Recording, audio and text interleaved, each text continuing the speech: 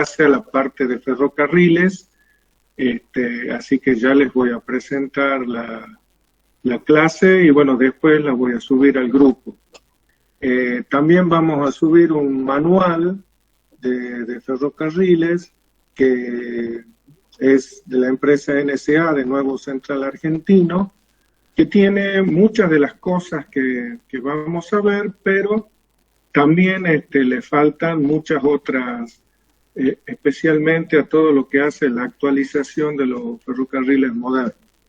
Así que, bueno, ya les presento y vamos viendo y hagan cualquier consulta que necesiten. Bien.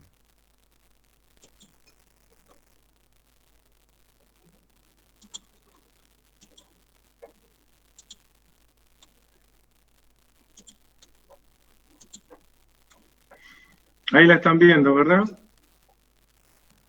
Ingeniero Sí, oficial. Bueno.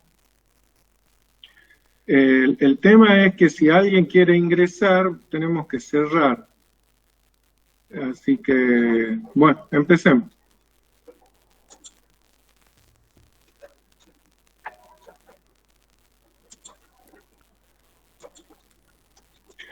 Bueno, estos son el inicio, son los tipos de trenes que hoy están circulando en muchas partes del mundo, especialmente en Europa, en Japón, pero bueno, ya nosotros estamos un poco lejos.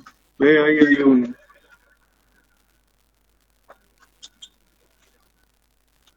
Tarde, Facundo.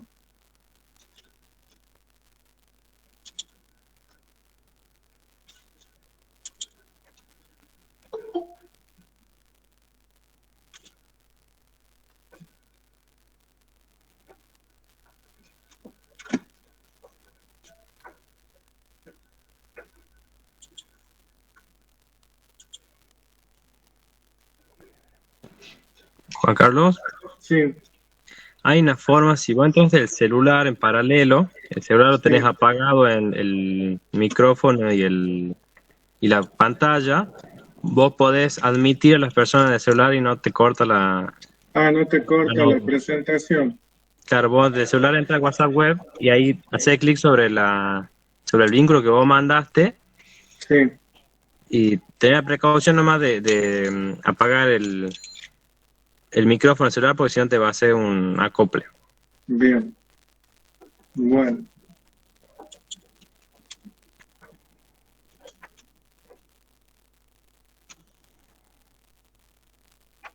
Ahora espera que no me sale la pantalla. No lo ven ahí, ¿verdad? No, no lo está bien.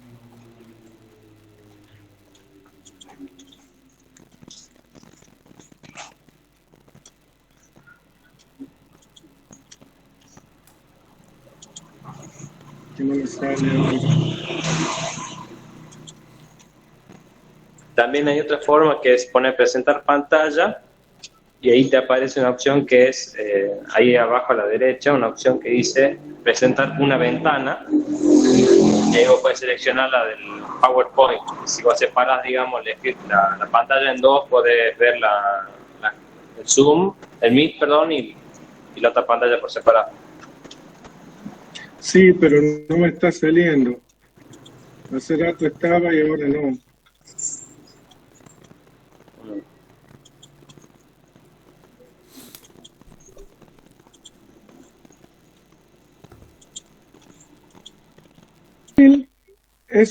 Ingeniero, se Sí, ve una carpeta, no se ve la presentación. Se ve una carpeta. A ver, espera.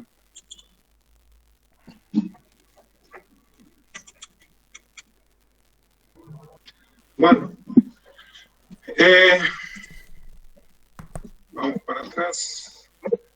El ferrocarril es un medio de transporte y la característica principal es el de ser de un transporte guiado. ¿Qué quiere decir esto? Que el ferrocarril va a circular por una guía que la conforman los rieles, que si bien limita mucho su accionar, para esa limitación se han conseguido soluciones muy importantes e ingeniosas. Por eso el ferrocarril, principalmente desde el punto de vista de su utilización como un tren urbano, es insustituible en las grandes ciudades, donde están los subtes, los metros e incluso los trenes elevados. El suburbano, que es muy utilizado, donde las distancias se miden en tiempos. Un ejemplo característico de esto es en Cava, en Buenos Aires, todos los trenes que vinculan el Gran Buenos Aires con lo que es la capital. Clásicas estaciones receptoras son 11, Retiro, el Sarmiento, en fin. Y los ferrocarriles de larga distancia que tienen vigencia para viajes menores a una noche, o sea, para más de 12 horas. Este ferrocarril, con el avenimiento de los trenes de gran velocidad, han quedado restringidos más para la parte nocturna, dado que los trenes de alta velocidad te permiten hacer en un periodo de 5 horas quizás 1000 kilómetros de distancia. Y después tenemos el complemento de la parte de pasajeros, y que es una de las más importantes, es la única que está desarrollada mucho en nuestro país, a nivel país, no así en lo que es Cava y el Gran Buenos Aires, donde sí está muy desarrollado el tema pasajeros.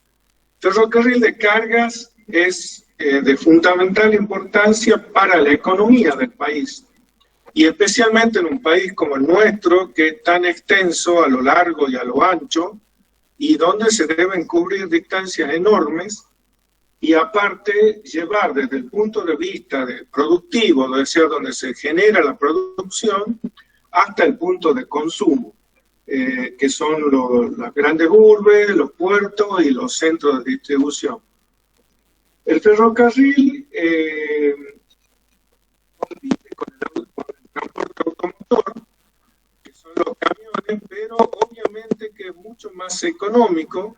¿Por qué? Porque puede llevar gran cantidad de elementos o de peso con uno o dos grupos motores, pudiendo transportar 6.000 toneladas con una o dos máquinas.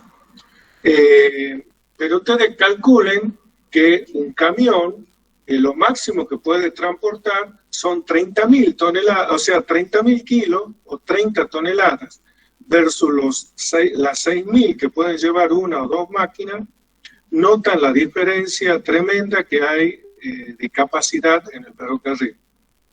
Pero bueno, acá se ha desarrollado desde el año 91, y por cuestiones más bien políticas, se ha decidido que darle mayor preponderancia al parque automotor por el lobby de sindicatos, la inexistencia de vías férreas con trochas unificadas. Tenemos 3 tipos de trocha en el país, 3 anchos vendrían a ser, a ramales abandonados, sin mantenimiento, y por lo cual todo eso hace que el costo de la tonelada transportada se acerque bastante el del parque automotor de camiones al del parque ferroviario.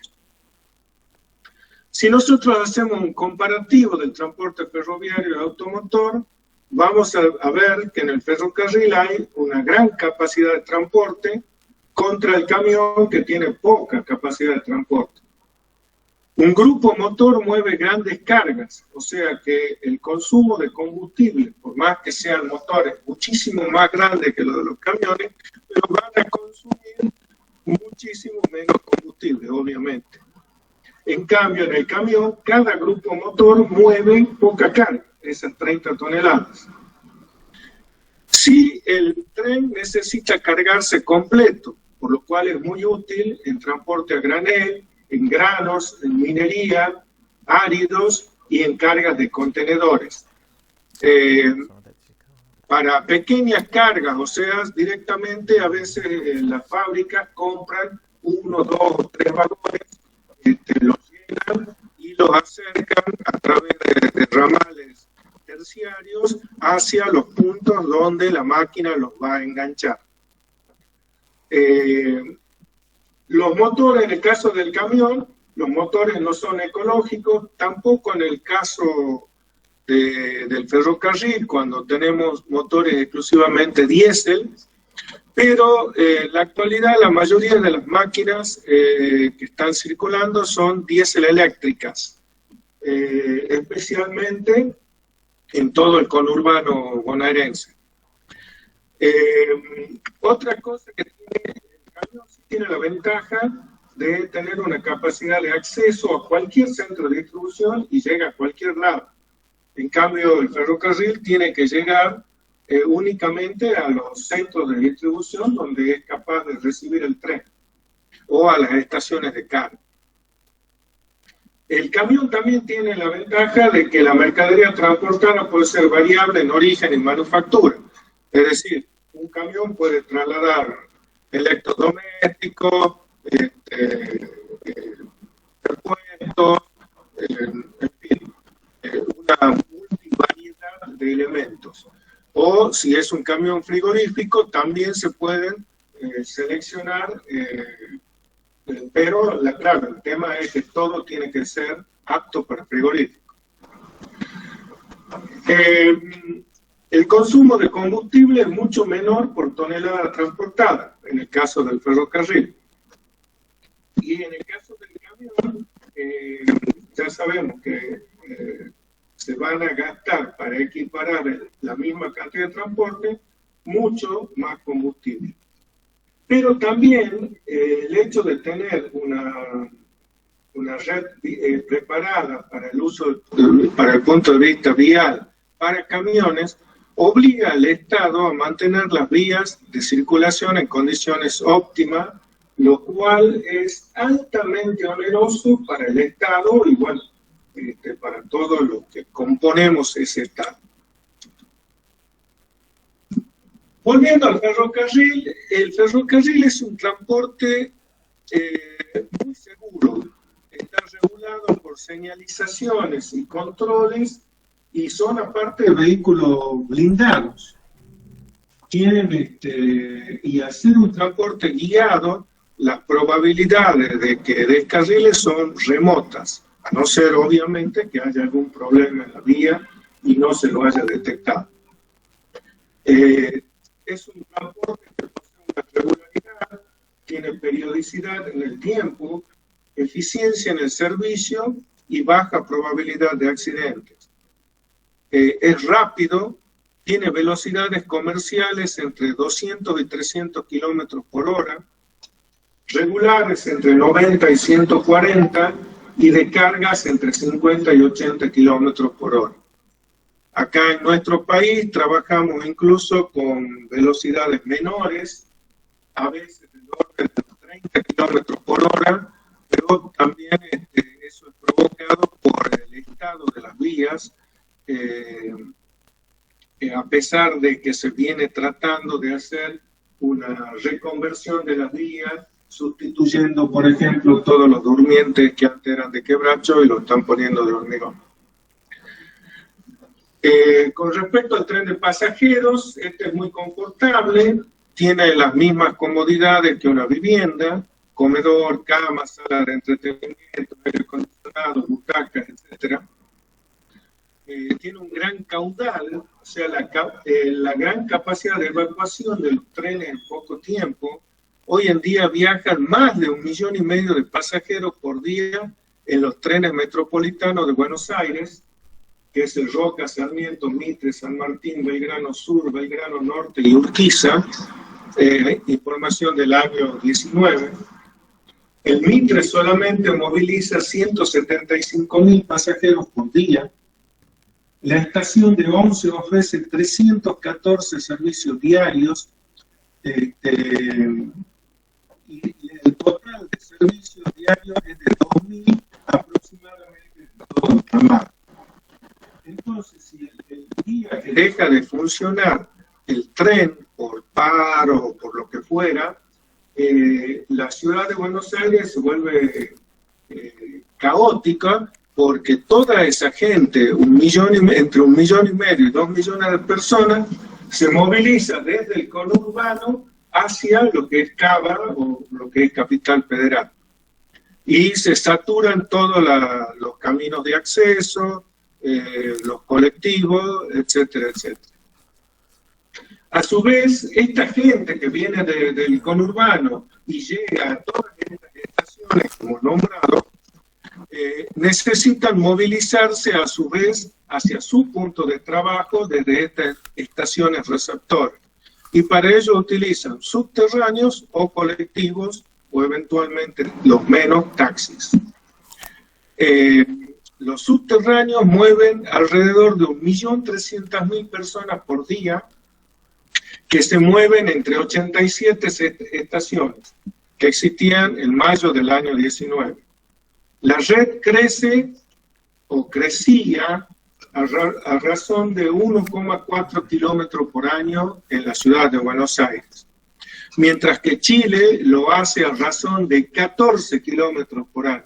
En 3 años hicieron 44 kilómetros de red, que les ha solucionado muchísimo la movilidad urbana. Incluso no tan solo con la parte de subterráneos, sino también con las modificaciones que han hecho en las autopistas y vías de acceso, con túneles, realmente muy, muy importantes. Pero bueno, esto es Argentina.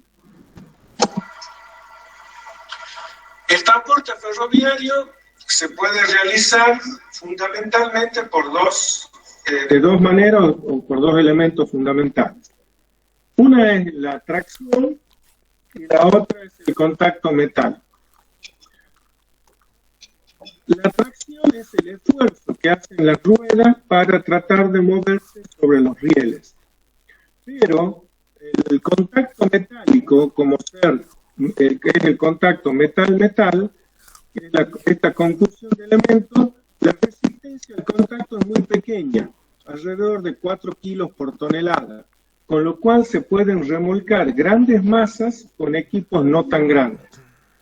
Por ejemplo, en una recta horizontal, con una resistencia de ese tipo y un peso de la locomotora de 80 toneladas, para remolcar 6.000 toneladas tendremos una resistencia de 24.000 kilos. Y con una potencia de 2.000 HP que puede tener una locomotora de este tipo, se hace el remolque sin inconvenientes. Una de las características que tiene el ferrocarril para poder hacer su movimiento es el de las rampas ferroviarias.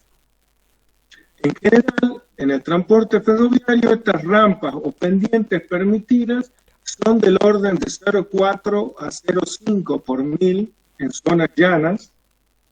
En zonas onduladas y valles se utilizan rampas de hasta el 1,1%, mientras que en zonas montañosas se pueden realizar rampas de hasta el 2,5%.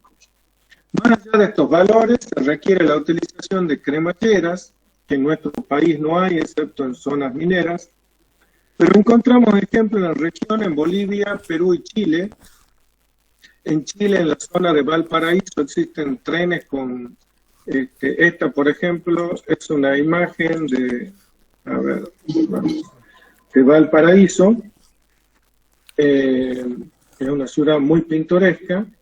Y esto, por ejemplo, es un trencito que hay, creo que también es de la zona de Perú. Bien. Este tipo de trenes, noten ustedes que de un lado, el lado que se asciende, tiene una altura cero o muy pequeña con respecto al buggy o la rueda. En cambio, en la otra punta, por la pendiente, tienen una altura muy elevada. Esto es muy pintoresco y característico ahí en la ciudad de Valparaíso, porque como ustedes saben, los chilenos tienen la montaña muy cerca del mar y las ciudades se han desarrollado, especialmente en Valparaíso, sobre la montaña. Entonces, para tener acceso de la zona baja a la zona alta, hay este tipo de trencitos distribuidos a lo largo de la ruta principal. Hay otros ejemplos similares en diferentes partes del mundo, qué sé yo, el funicular de Lisboa, el acceso al Tibidabo en Barcelona, que es el punto más alto de la ciudad de Barcelona, el acceso a Sacré-Cœur en París, al Sagrado Corazón. También utilizan este tipo de funiculares con cremallera y cables de acceso. Bien, vamos a ver lo que es el juego diferencial. Este es uno de las cosas más ingeniosas que le permiten al tren desarrollarse tanto. Recuerden que el ferrocarril ha sido inventado en Inglaterra y la primera locomotora la hace Stephenson, allá por fines en la década, en el siglo, fines del siglo XVIII. Sí, ya empezaron con los primeros, pero Stephenson lo da en el siglo XIX, que es la primera máquina de vapor. El guiado del tren se hace a través de dos rieles, que son los que vemos acá. Si el transporte es hacia adelante, uno a la izquierda, otro a la derecha. En este caso están apoyados sobre durmientes de hormigón. Eso vamos a ver cuando veamos durmientes. Las llantas del tren, que son estas que vemos acá, apoyan sobre el riel. Esta llanta apoya sobre el riel. Pero este riel sirve de guía, pero noten que aquí tiene una pestaña que va hacia el lado interno y que es justamente esa pestaña la que evita cualquier descarrilamiento y lo mantiene al tren centrado. ¿Pero por qué lo mantiene centrado? Porque no hay un paralelismo perfecto. Hay una conicidad doble que sirve para hacer la diferencial en la curva y centrar al tren en la recta. Eso lo vemos acá, en este punto, donde hay primero una conicidad sobre la llanta de 1 en 20. Y la pestaña tiene una conicidad de 1 en 5, que es esta que estamos viendo. O sea, si va recto, lo mantiene perfectamente centrado. ¿Por qué? Porque las dos ruedas apoyan en la misma posición. Pero en la curva, ¿qué problema hay en la curva? Por ejemplo, en esta que vemos acá. A ver si ustedes lo notan. ¿Qué diferencia hay entre el riel izquierdo y el riel derecho?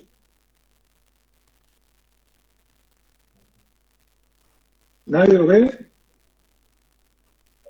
¿Uno más largo que el otro? ¿Cómo? Sí, uno más largo que el otro. Exacto, esa es la gran diferencia. El lado izquierdo, como es la parte, tiene un radio de giro menor que el lado derecho. Por lo tanto, la distancia a recorrer por la rueda en el riel izquierdo es menor que la distancia a recorrer por el riel derecho. ¿Y cómo lo soluciona al tema este? Por la conicidad, por esto.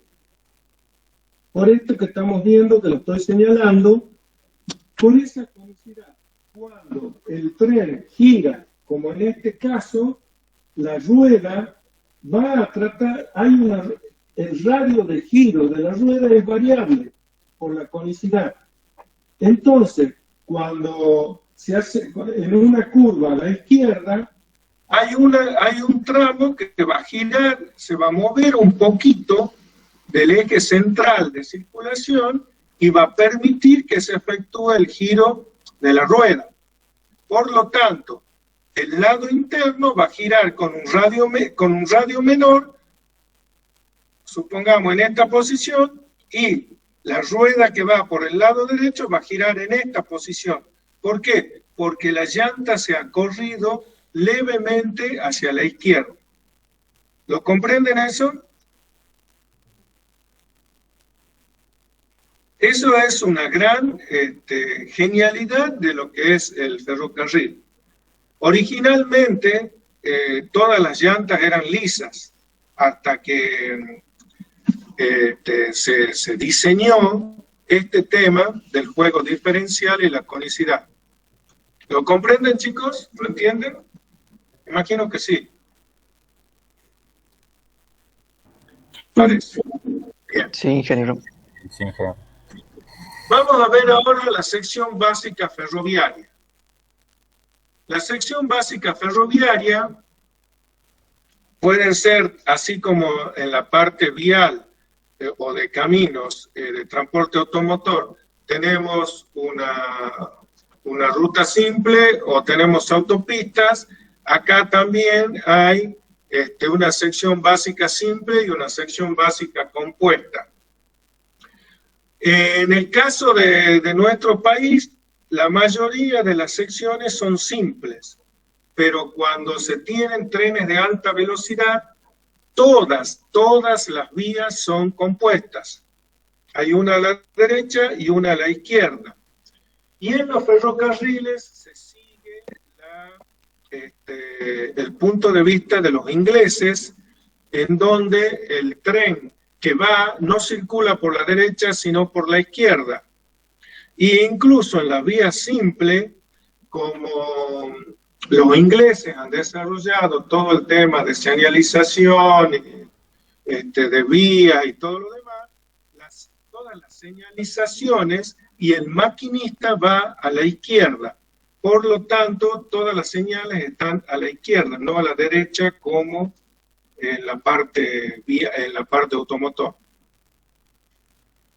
Esto más o menos son las medidas para que ustedes tengan del ancho de vía. Esto es para una S1676, es la trocha ancha. En nuestro país vamos a tener tres tipos de trocha. La trocha ancha, que es la que utiliza el ferrocarril Mitre, una trocha media y una trocha angosta, que es la que utiliza el ferrocarril Belgrano. A ver, ¿saben cuál es el ferrocarril Belgrano? Me imagino. El Belgrano Cargas. Lo cruzan todos los días para ir a la facultad, cuando iban. La vía que va por la Bernabé Arauz corresponde al Belgrano Cargas, y esa es una vía de una trocha angosta de 1 metro de ancho. ¿De acuerdo? Bien. Y la trocha, por ejemplo, del ferrocarril Mitre, que es la estación que termina en la Plaza Alberdi de la calle Santiago y Catamarca, en esa estación, esa es la Mitre, es una trocha ancha, o sea que la distancia entre rieles es 1,676. Trocha media, acá en Tucumán no tenemos, así que esa hay en otras partes, ya lo vamos a ver enseguida. Ingeniero, Sí. o sea que un tren no puede ir por cualquier trocha. No puede ir por cualquier trocha en la Argentina. En otras partes del mundo directamente se ha unificado el tipo de trocha. Generalmente a esta trocha, la trocha ancha, que después se la llama trocha universal. Así que eso es lo que hay, porque es la más segura y te permite tener vagones más anchos. En Argentina, pero hay algunas soluciones, como ser, ya vamos a ver cuando veamos los videos, a veces vas a ver que la trocha ancha tiene algún riel intermedio que le da la posibilidad de que por la misma vía circule un tren de diferente trocha. Bien, la sección básica la de un terraplén o de una sección básica ferroviaria la componen los rieles, que son estos que están acá. que se apoyan y fijan sobre durmientes, que es esto que está acá. A su vez, mediante elementos de fijación especiales. Este sistema se apoya a su vez sobre el balasto, que es un elemento repartidor de cargas y suministra la elasticidad a las vías y permite el drenaje de las aguas de lluvia. Después abajo, si hace falta, se coloca una obra básica, subbase o base granular, que se apoya directamente sobre el terreno natural o ya la subrasante, que ustedes ya la conocen. El balasto debe sellarse con arena a fin de evitar su asentamiento en eventuales arcillas que hubiera y a su vez no permitir el descenso de la posible humedad que existiera. Para eso vamos a ver diferentes formas de lograr esas condiciones. Entrando a los rieles tienen como función transmitir las cargas del tren al resto de la superestructura, permite el guiado unidireccional del tren y permite el contacto metálico. En los trenes electrificados, la vía sirve como conductor de la electricidad que alimenta la tracción y la señalización. El riel se compone, si uno ve su perfil, por su cabeza, su alma y su patín. Son los tres elementos básicos. Tiene curvaturas que dependen de acuerdo a la cabeza y el patín, y estas curvaturas también sirven para apoyo de las bridas que van a unir estos rieles. Estas son las medidas básicas para un riel normal. Siempre a lo largo de la historia existió una tendencia a aumentar el peso del riel por metro lineal para hacerlo más estable, con lo que se ha conseguido reducir su costo de conservación. Se logró disminuir las deformaciones al paso de los trenes, pero obviamente encarece la primera etapa de la construcción. En este caso, este perfil, que fue introducido en el año 1836 por el ingeniero Charles Vignol, y por lo cual este perfil se lo conoce como vignolés. Se fue adaptando a las exigencias actuales de diseño y velocidad, yendo al perfil de patín plano. En zonas pavimentadas incluso, que son para tranvías y vías y puertos, se utiliza un riel que se llama de tipo garganta. O sea, eso aparece acá, donde yo tengo como si ustedes le agregaron una U. Esa U termina a la misma altura de la cabeza. Y por ese hueco circula la pestaña de la rueda del tren, del buggy. Ese perfil lo pueden ver todavía acá en la calle Miguel Lillo y Lavalle. Ahí hay algunos perfiles que pertenecían a los antiguos tranvías de Tucumán, que están a la vista, y pueden ver ese perfil de tipo garganta. En las vías de alta velocidad se utiliza el riel de 60 o 65 kilos, que es muy poco sensible a las deformaciones. El riel se caracteriza por dos parámetros, su perfil y su composición metalúrgica.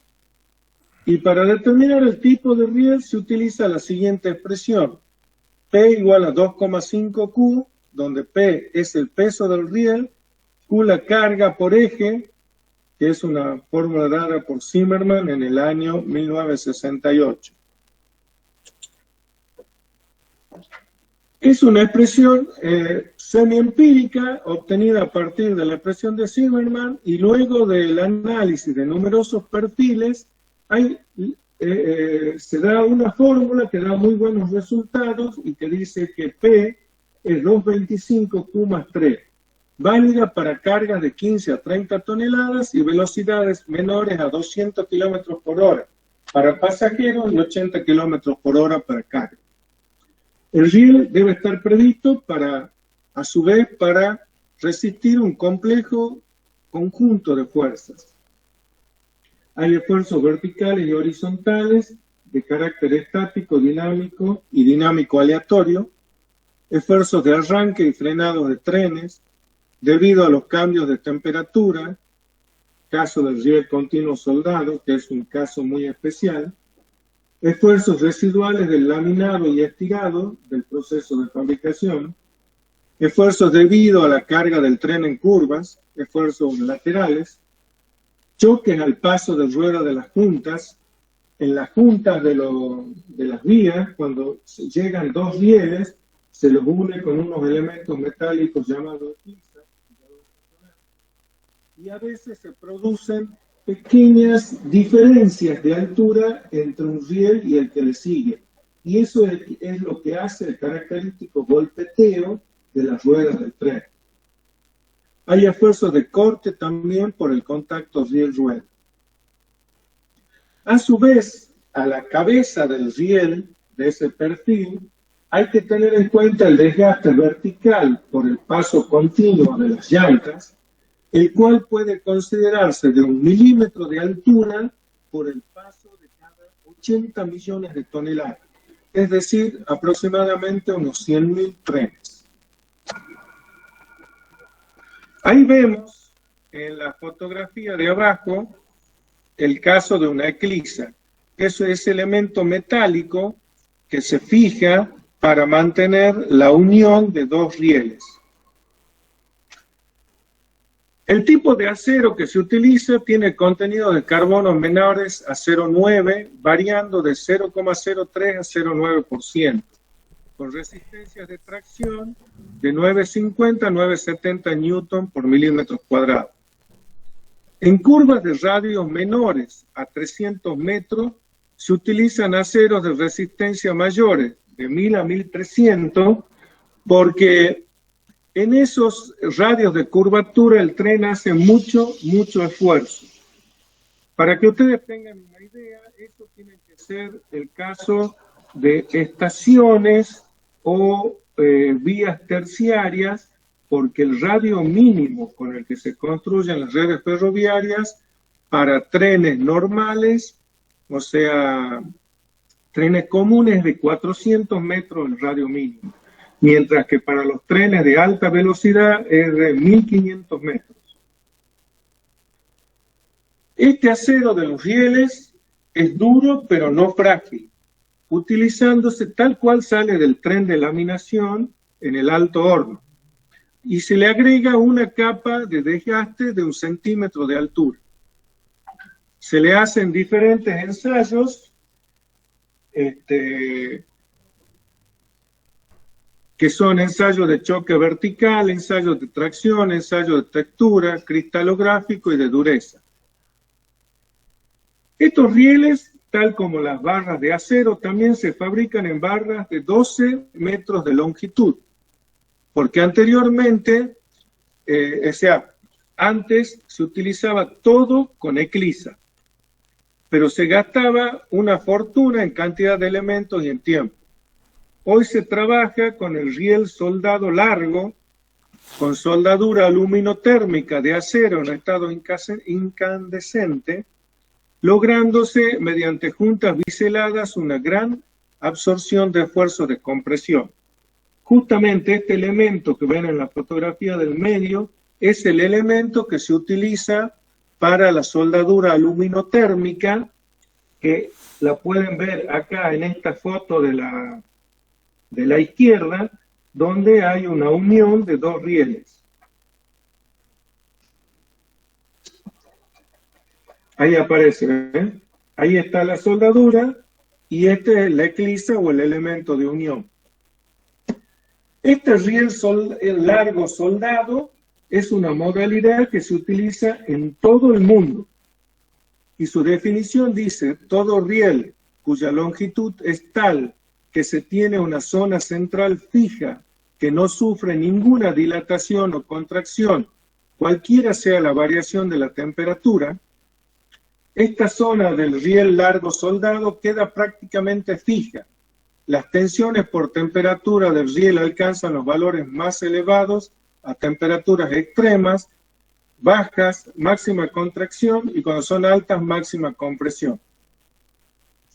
Para verificar lo expuesto, surge que la longitud donde se verifican dilataciones y contracciones se producen solamente en los primeros y en los últimos 150 metros, a veces 130 metros, dependiendo del tipo de tren que se va a utilizar, por lo que un riel largo soldado debe tener como mínimo una longitud mayor a 200 metros, llegando en la actualidad a valores de hasta 800 metros. ¿Qué quiere decir esto? Si nosotros vamos soldando permanentemente rieles hasta alcanzar uno que tenga 800 metros, únicamente en los primeros 150 y en los últimos 150 metros va a afectar el coeficiente, va a afectar la dilatación del mismo. En todo el tramo central, que son de 500 metros, el riel no se va a mover. La demostración de eso está en el manual que yo les voy a adjuntar ahora a continuación cuando terminemos la clase.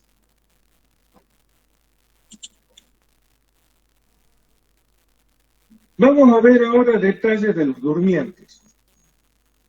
El durmiente tiene dos objetivos en la actividad ferroviaria. Primero es el de mantener la trocha, o sea, lo colocamos de tal manera que se puedan fijar los rieles y el ancho se mantenga constante. A su vez reparte esfuerzo, es decir, todo el esfuerzo de la carga que cae sobre el riel lo recibe el durmiente y lo transmite al balasto. Y para que tengan una idea,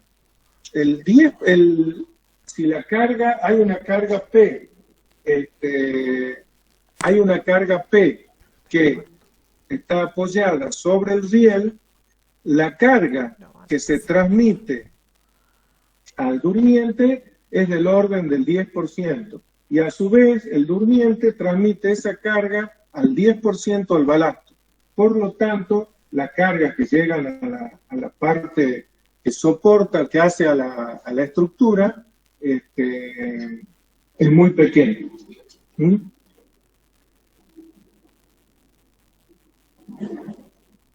Bien. ¿Me pueden aguantar 5 minutos que tengo una llamada importante?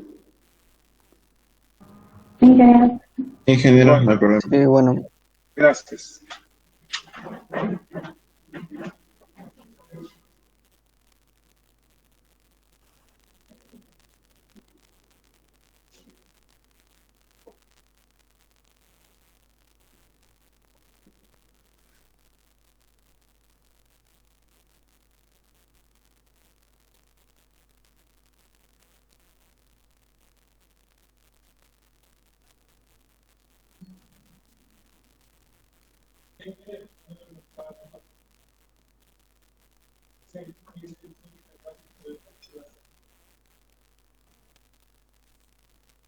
El durmiente tiene dos objetivos principales, dijimos: mantener la trocha y repartir los esfuerzos. El durmiente que más se utilizó en la Argentina hasta unos 10 años atrás es el de madera. Y debido a que acá todo el día se realizaban en el país, se utilizaban con justamente durmientes de quebracho colorado. Esto debido a, bueno, pero tras ese desarrollo ferroviario que se dio principalmente en la década en los primeros años del siglo XX y en los últimos del siglo XIX, se diezmaron los bosques de quebracho, especialmente que había en la parte de Chaco, Formosa y el este de Salta. Pero todavía se siguen consiguiendo este tipo de durmientes y se utilizan en la actualidad solo para ramales de tipo terciario o secundario, no para ramales principales. Pero bueno, sí tienen que hacer reparaciones y sigue habiendo. Hoy en día la totalidad de los durmientes que se utilizan son de hormigón. Y a veces ustedes lo pueden ver acá en la playa del ferrocarril Mitre, de la estación Mitre, cuando van por calle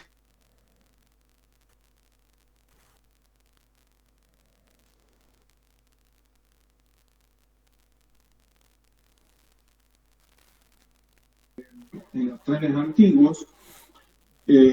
Sí, a veces hay maderas blandas, pino, como ser pino, pero estos deben, todo elemento que no sea quebracho colorado, todo durmiente que no sea de quebracho colorado, tiene que tratarse contra la putrefacción.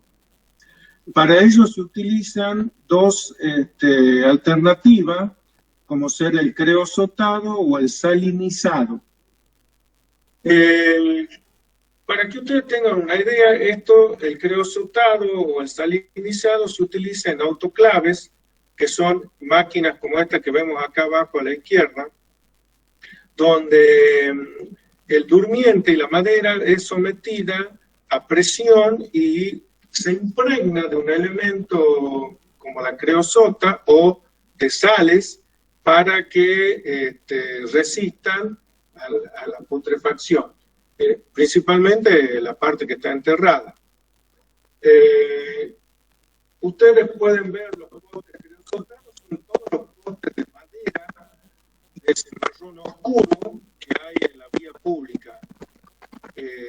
Especialmente lo utilizan hoy las redes de videocable o las redes telefónicas. No así las redes eléctricas, que son todas de hormigón. Y el salinizado son los mismos postes, pero que tienen un color verdoso. Eso es con un tratamiento de salinizado. El creosotado es un amarronado bien oscuro. El quebracho colorado no se trata porque tiene tanino en su interior, lo que le da gran durabilidad. O sea, hubo durmientes de más de 100 años. El peso del durmiente oscila entre 100 kilos, el quebracho colorado, 80 kilos el quebracho blanco tratado y 60 kilos el de pino. La ventaja del quebracho colorado también es que al tener mayor peso, le va a dar más estabilidad a la vía. Se utilizan solo en vías de poco tráfico o sobre plataformas inestables y admite velocidades máximas de 160 km por hora con riel continuo soldado. Se requiere previamente a su colocación de un trabajo que es el corte, aserrado, secado, consolidación, cajeado y taladrado, e impregnación si hiciera falta con ese fungicida fitotóxico, que es el creosotado salinizado. ¿Qué es el cajeado y el taladrado? El cajeado es darle a la superficie del durmiente una sección, cortarlo un pedacito para que el riel asiente perfectamente sobre el durmiente y no se produzcan pequeñas diferencias entre un durmiente y otro. El taladrado es hacerle el agujero para que posteriormente se puedan colocar estos tornillos que ven acá, que se llaman tirafondos. Bien. Otro tipo de durmiente que acá en la Argentina se quiso empezar a utilizar y se lo desechó enseguida porque es muy ruidoso, es el durmiente metálico, que se trata de una sección a partir de un perfil U invertido que tiene una punta para embutir en el balasto en cada uno de sus extremos. Se sujeta por grapas apretadas con tuercas, su peso es del orden de los 80 kilos, por lo que su colocación es fácil, pero atenta contra la estabilidad de la vía porque es muy ruidoso y no sirve para alta velocidad. Debe hacerse aparte un aislamiento eléctrico, por lo que implica aumentar el costo de la utilización.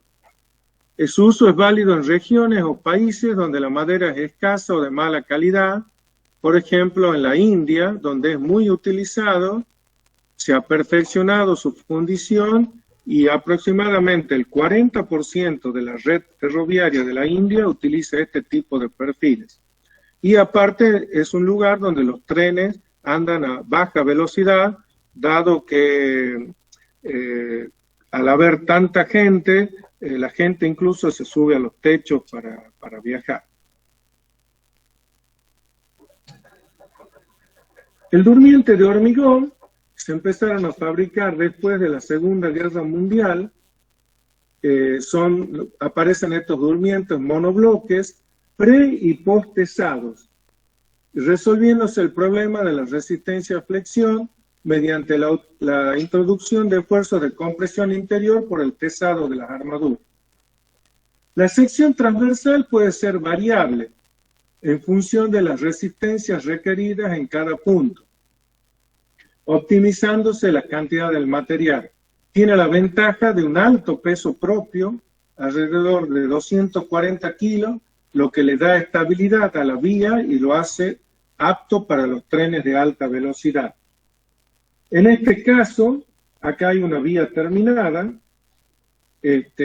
acá hay una vía que se empieza a preparar, donde están los elementos de fijación.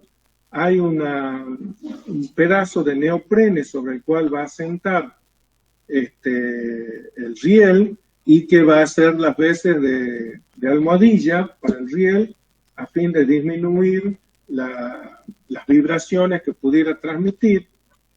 Este tipo de enganche que lo vemos acá son las fijaciones.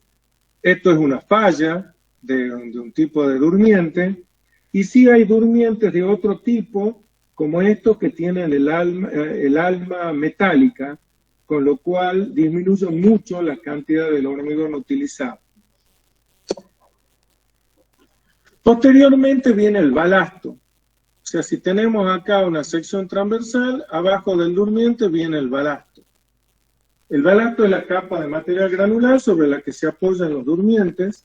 Es generalmente de piedra de muy buena calidad, ya que debe conservar estándares rigurosos en este sentido, y se utiliza granito, piedra calcárea dura, basalto, gneiss, generalmente triturado, o a lo sumo se va a permitir un 20% de canto rodado en su mezcla. El tamaño del árido es de 20 a 60 milímetros, y también puede utilizarse un gravillón, pero bajo los durmientes.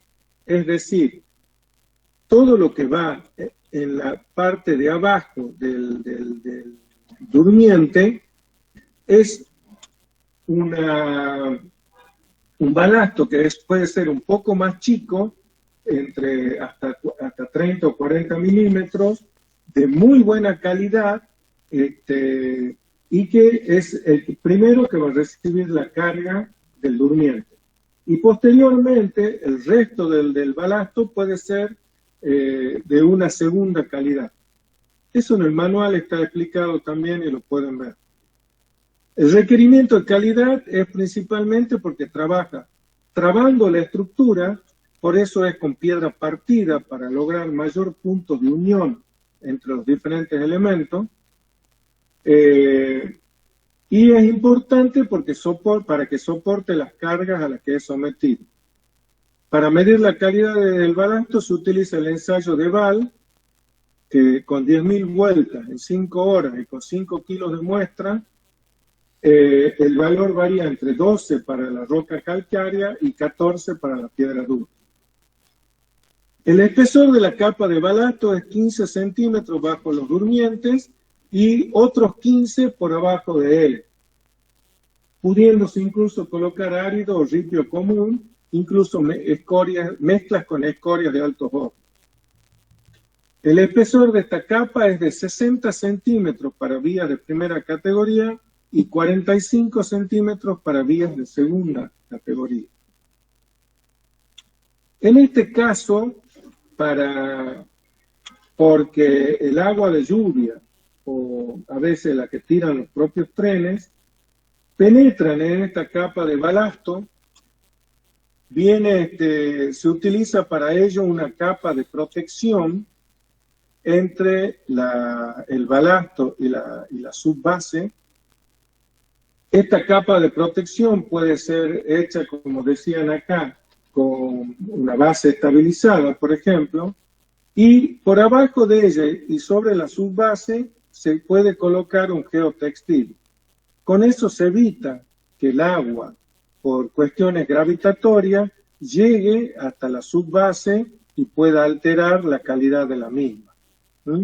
Ese geotextil se coloca con una pendiente transversal que va a parar a las cunetas laterales o a las zanjas de guardia lateral. El balasto tiene como característica principal su alta fricción.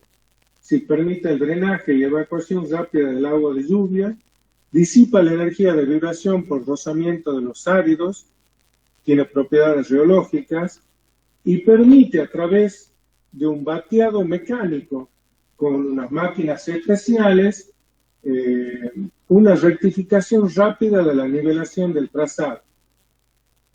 En líneas generales podemos decir que el balasto cumple la función de una base estabilizada. Por debajo del balasto se coloca una subbase que puede ser mono o multicapa dependiendo de la calidad de la subrasante y está formado por materiales granulares gruesos, arena de grava y fina, limos y arcillas. Se debe proteger la subrasante contra los efectos de las heladas y de las aguas de lluvia, evitar el ascenso capilar, mejorar las tensiones provenientes de las capas superiores a fin de que sean menores que las admisibles. En algunas situaciones se coloca una capa de fieltro anticontaminante, que es el geotextil, que impiden el paso del material fino que pudiera contener esa subbase hacia las capas superiores. O bien también se utilizan láminas estancas plásticas como son las geomembranas. La subbase debe tener una pendiente transversal a dos aguas del orden del 4% y en el caso de los peraltas hasta del orden del 8%. La capa de subbalasto estará compuesta por grava compactada al 100% del producto P180, mientras que la subbase se compactará al 95% del P180. Con el tiempo, y sin las membranas mencionadas, se forma una mezcla más o menos contaminada, o sea, va penetrando el balasto en esta subbase y tenemos una mezcla amorfa de balasto, grava, arcilla, escoria, con contaminaciones de aceite en muchos casos, que eso que caen de las máquinas. Acá tenemos una visión del ferrocarril, principalmente en lo que es Cava y lo que es la red de subterráneos de Buenos Aires. La primera línea, que fue la A, hoy en día se están extendiendo mucho, y esta línea es la que va a llegar hasta, que ya llega cerca a la zona de Liniers. Otra línea es la B. Esta línea, la A, corre bajo lo que es la avenida Rivadavia en Buenos Aires. La mayoría ha ido a Buenos Aires, anduvo en subte, ¿verdad? Así que la línea B es la que corre bajo la avenida Corrientes. La línea D es la que corre bajo avenida Santa Fe y Cabildo. Y la línea E es la que corre por debajo de avenida Belgrano. A su vez hay una línea que une el centro viejo de Buenos Aires entre Retiro y lo que es la zona más antigua de Buenos Aires, que es San Telmo. Y la última línea en inaugurarse fue la línea H, que corre por debajo de la avenida Pueyrredón. Este es el esquema de las líneas y todas las estaciones que hay, que están manejadas por Metrovías. Bueno, actualmente dice el ingeniero Max Tetko, que es especialista en ingeniería ferroviaria de la UBA, que es posible la interconexión ferroviaria sin cambio de trocha con el norte de Chile en trocha angosta y con Uruguay y Paraguay en trocha media. Más allá que en este último país ya no corren trenes. Con Bolivia era posible, pero ahora habría que reconstruir vías y puentes que han sido dañados por crecientes y no se los ha repuesto. Con Brasil, que es el caso de mayor interés de lograr una interconexión, hay que hacer se puede hacer, pero con cambio de trocha.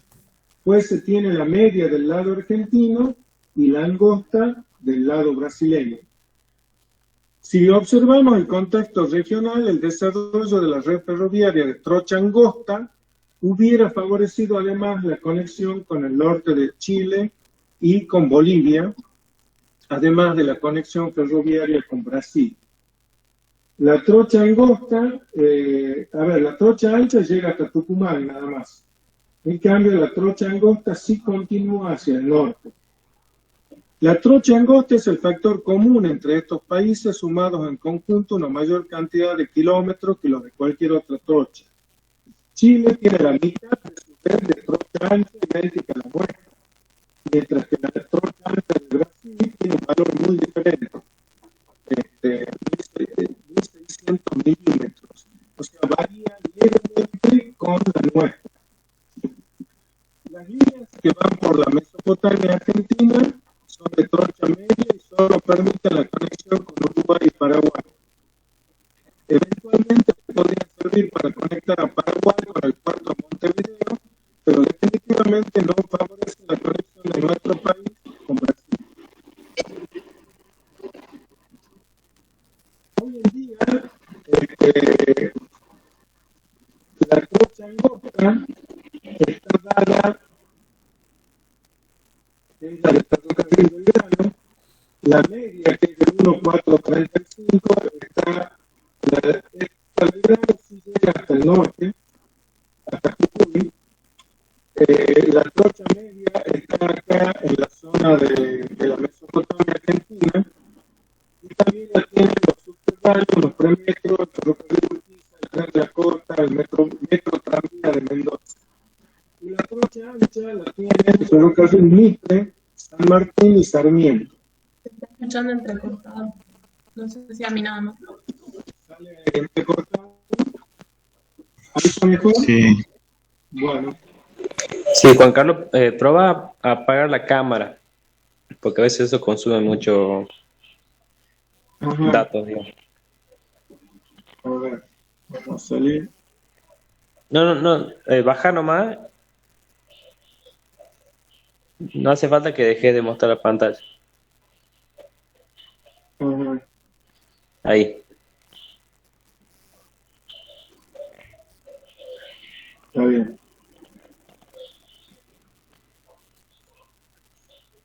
Toca ahí Meet, tócalo ahí tranquilo.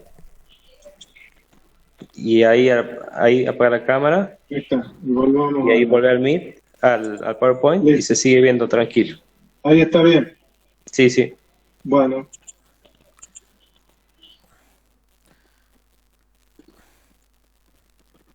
Sigamos. Los anchos de carriles. La trocha angosta de 1 metro de ancho es utilizada en muchos lados del mundo, obviamente. Argentina tiene 11.000 kilómetros de la red ferroviaria del General Belgrano. Bolivia también la usa. Brasil tiene 23.500 kilómetros. Chile y España también lo utilizan, especialmente la línea C9, que es el Cercanías de Madrid, y algunas otras líneas. Pero está más difundida en Grecia, India, Bangladesh, Portugal, Suiza, etc. La trocha media que es la denominada ancho estándar. Yo les dije la ancha es la media. Es el ancho internacional o ancho WIC, que es usado en el norte de África, Alaska, en Argentina, en la Mesopotamia, también en Mendoza, y en Nueva Gales del Sur, Canadá, Chile, Colombia, China, Corea, Estados Unidos, en España solo en las líneas de alta velocidad, en Japón en la línea Shinkansen, que es la de alta velocidad, y en todos los metros de Japón, en México, Panamá, Paraguay, Perú, Uruguay, Venezuela.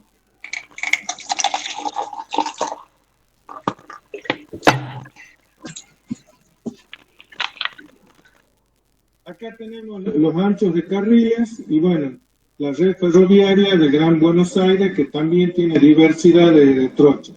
Eso es un gran problema para nosotros, justamente por la integración entre nosotros mismos. Así que por eso es que hay dos compañías de cargas, por ejemplo, que llegan acá a Tucumán, que son el Nuevo Central Argentino y el Belgrano Cargas. Vamos a ver un video del AVE español, que es el tren. AVE quiere decir alta velocidad española. Este es un videito cortito. Deslizarme como el viento. Deslizarme como el viento. Libre del tiempo. Ahí va. Deslizarme como el viento. Libre del tiempo y el espacio. Volar con los pies en la tierra. Ir más rápido para todo el tiempo del mundo. Sentir como el movimiento del tren.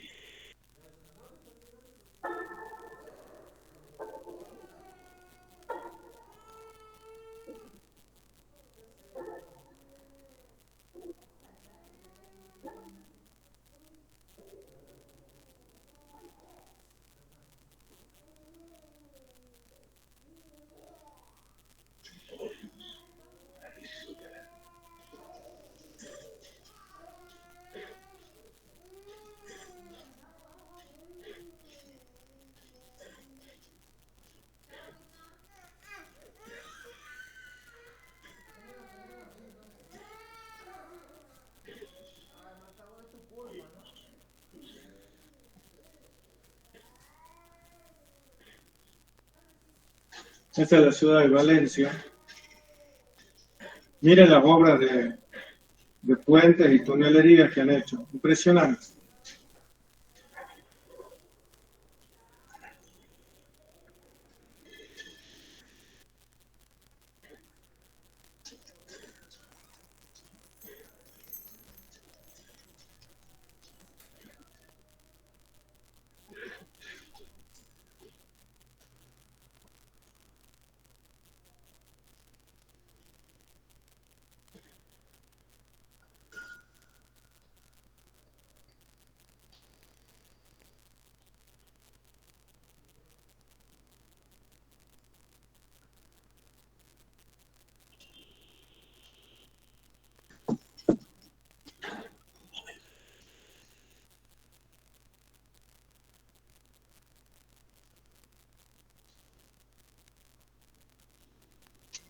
Miren la capacidad que tiene, 15 trenes diarios. 11 son directos y 4 paran en estaciones intermedias. En 1 hora 35 para más de casi 400 kilómetros.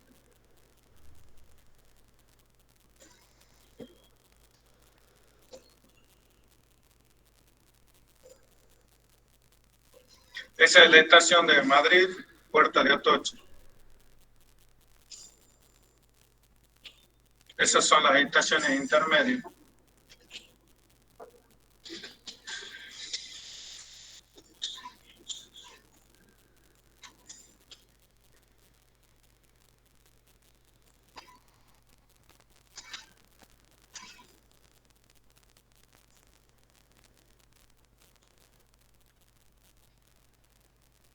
Renfe es la compañía española que maneja estos trenes.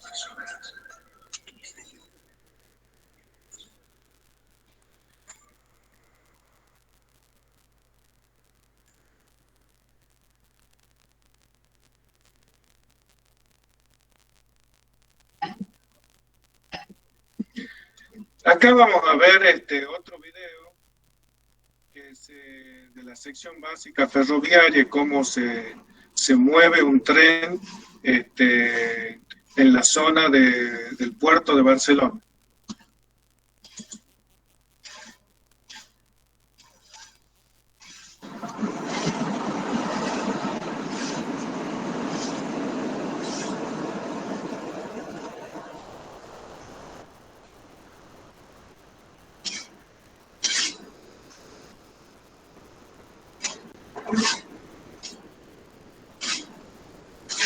Miren la infraestructura que tienen que tener para mover los trenes eléctricos.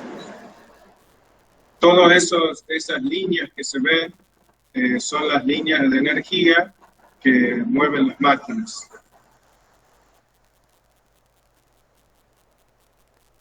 Todos los durmientes son de hormigón.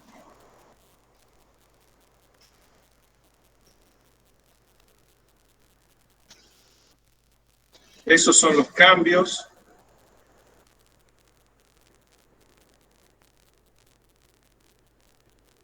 Estos son los elementos con los cuales las vías se van abriendo. Eso en el manual están todos los dibujos.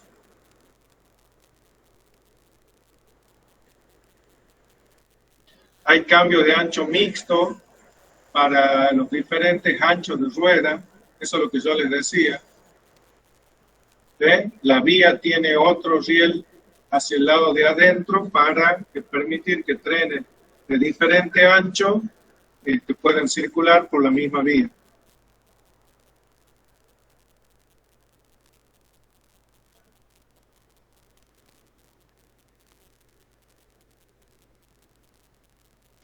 Una cosa que es importante es que en los trenes de alta velocidad no existe el paso a nivel.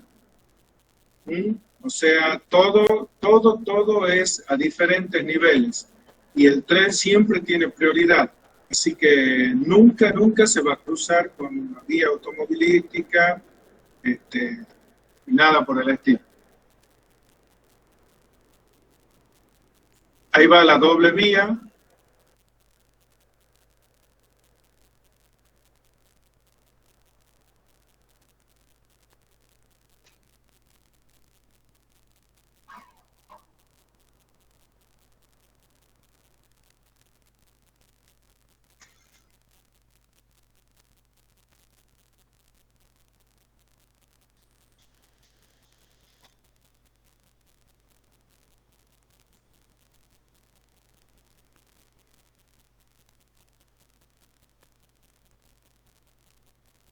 Bueno, ahí también tampoco están muy limpias las vías, ¿no? Parece Argentina.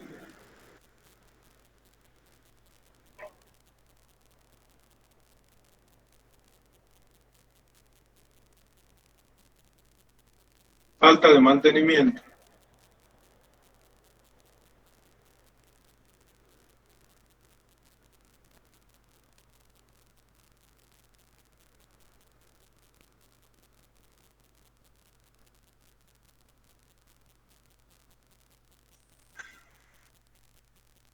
Aquí sí hay un paso a nivel, noten la señalización.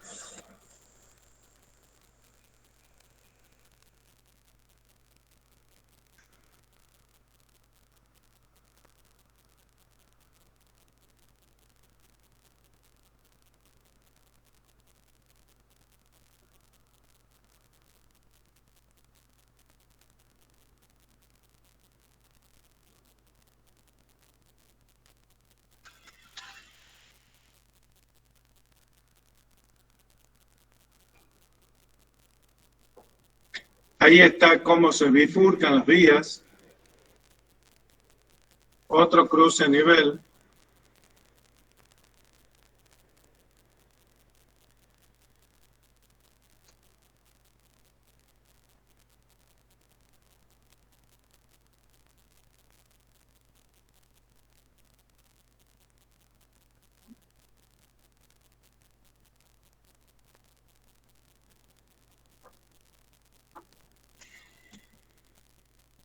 Vías métricas quiere decir porque es el ancho de 1 metro.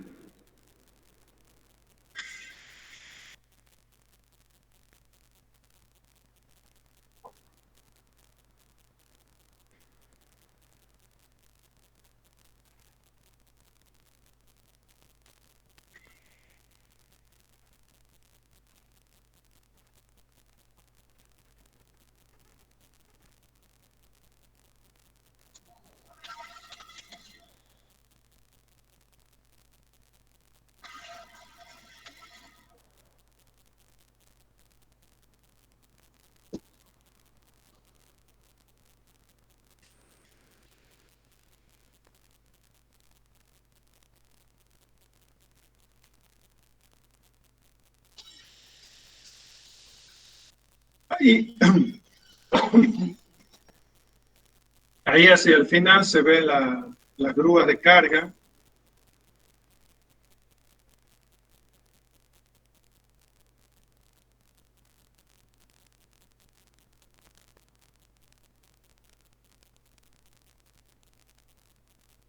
En este caso, noten cómo están pavimentadas toda la obra básica, seguramente porque el terreno tenía algún problema o hay algún cruce subterráneo.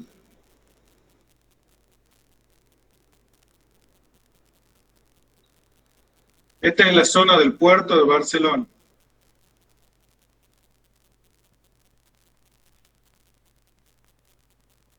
Esta es la zona de Montjuic, para los que conocen, y ahí arriba es donde está el Estadio Olímpico.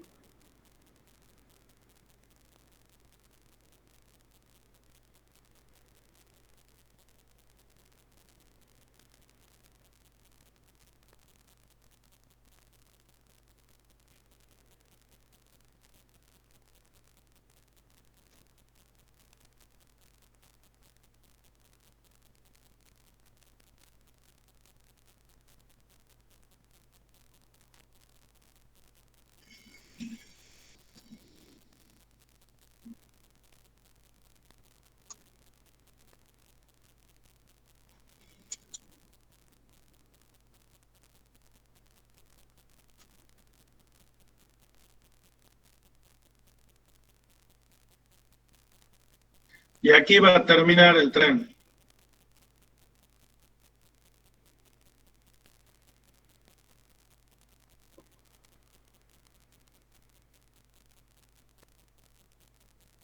Y estas grúas son los elementos que trasladan los contenedores para colocarlos sobre las plataformas de los vagones.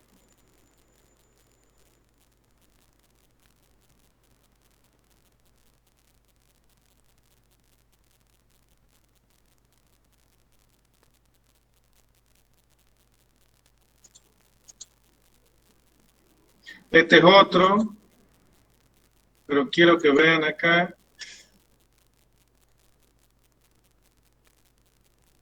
La grúa que hay para cargar los vagones.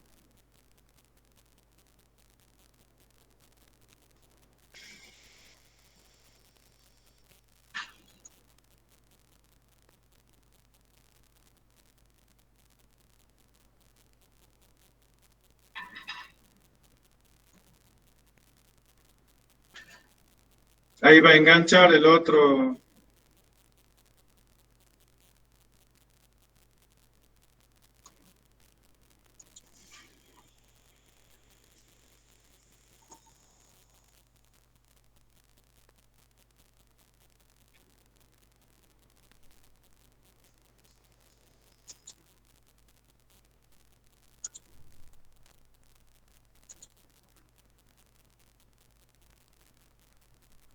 Bueno.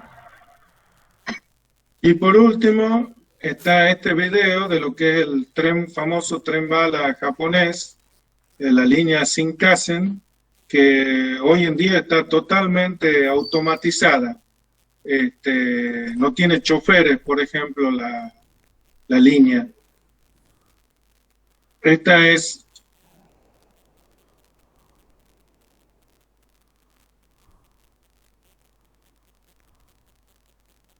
la estación de Tokio.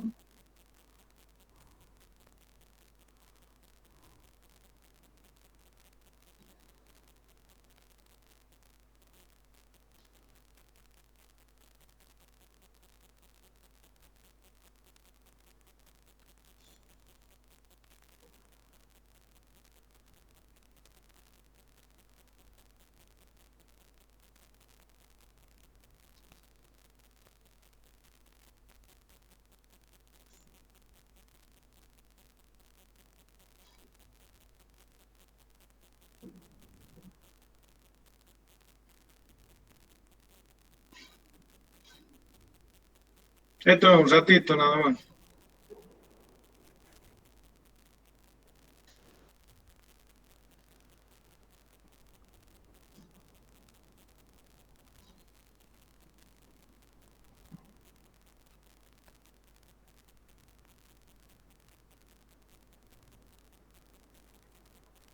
Estas líneas de subterráneos que se mueven, incluso los grandes subterráneos que hay en Europa, a veces las escaleras mecánicas son muy, muy extensas porque las líneas van muy abajo.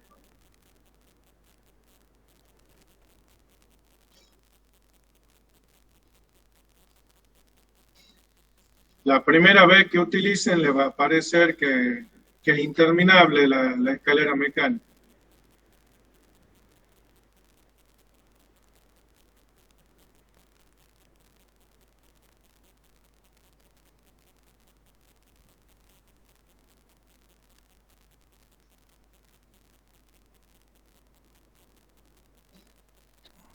Tiene que ir a la plataforma 16.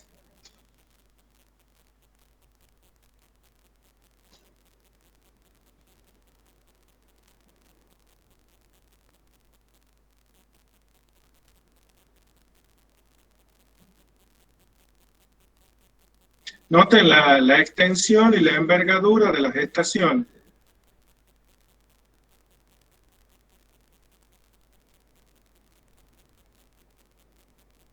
Y todo muy clarito en japonés.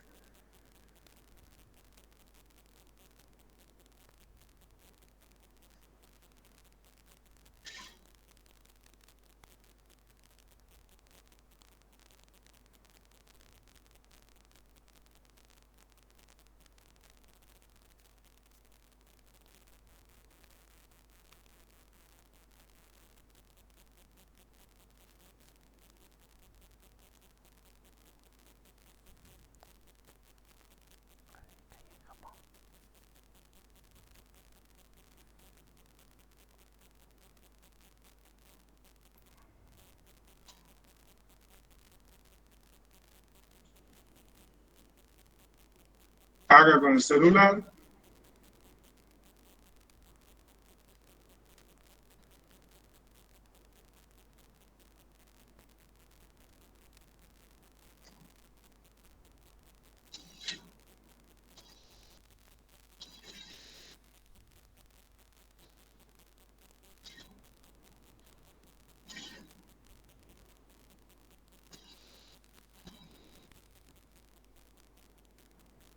Ahí tiene el vagón 12,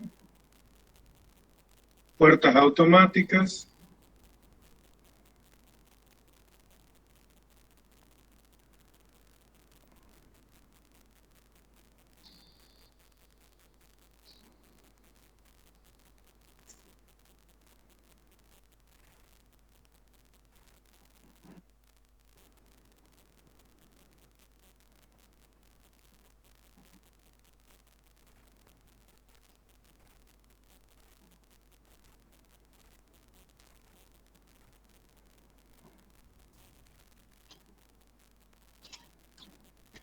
Noten la extensión de la distancia entre asientos.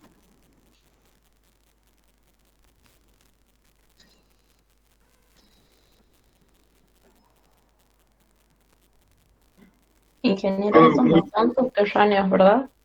¿Cómo? No, esta es la línea de alta velocidad del Shinkansen. Pero vos a todas las estaciones estas accedes a través del subterráneo. Están interconectadas. O sea, yo Y ahí preguntaba tienen, por lo que y se ahí ve. tienen cargadores para celulares y o la computadora a través de USB. Todas estas líneas tienen Wi-Fi. Esa es la salida de Tokio. Noten la cantidad de vías que pueden y de trenes que pueden circular. Este es el acceso a la parte sanitaria.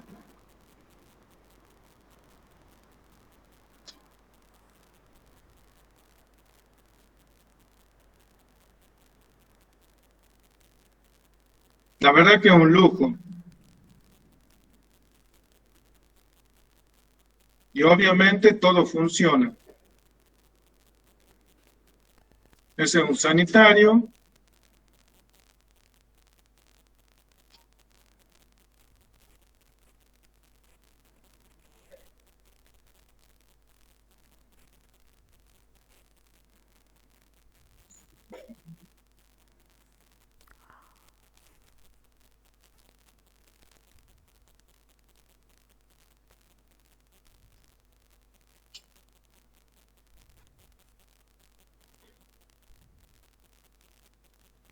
se cuida mucho el agua.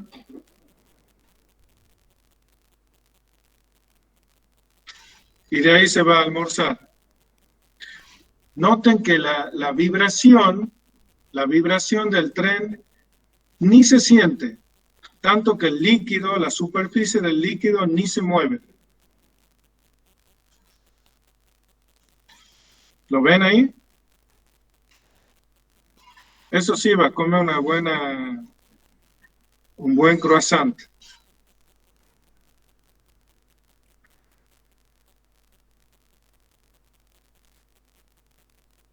Y va a seguir con la otra.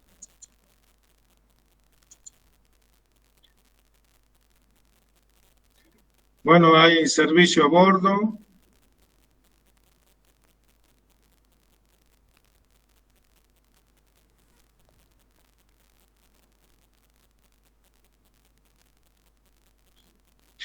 Noten que apenas se puede ver lo que están, las columnas que va cruzando, que están cerca.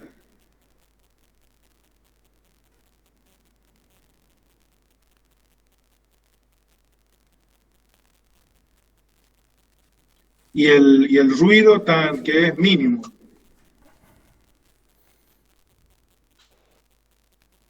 Llegan a la estación de Kioto.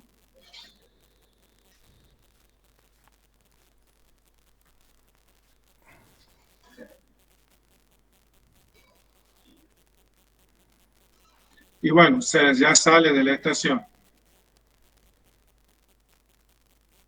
Estos son esos elementos que se ven ahí, son las puertas que se abren y se cierran. Cuando llega el tren se abre y cuando se va se cierra. Y el tren para siempre en el mismo lugar.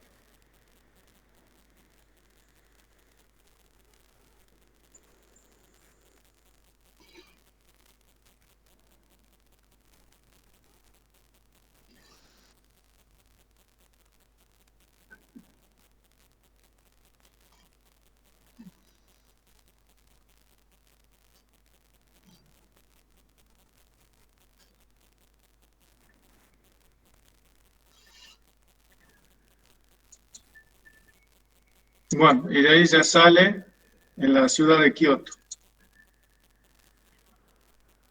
Kyoto Station. Bueno, con eso terminamos la clase de hoy y ya les estoy subiendo tanto la clase como el manual de NSA, donde pueden también despejar cualquier duda. Y bueno, lo que necesiten, me avisan. Muchas gracias, ingeniero. Nos vemos. Muchas gracias.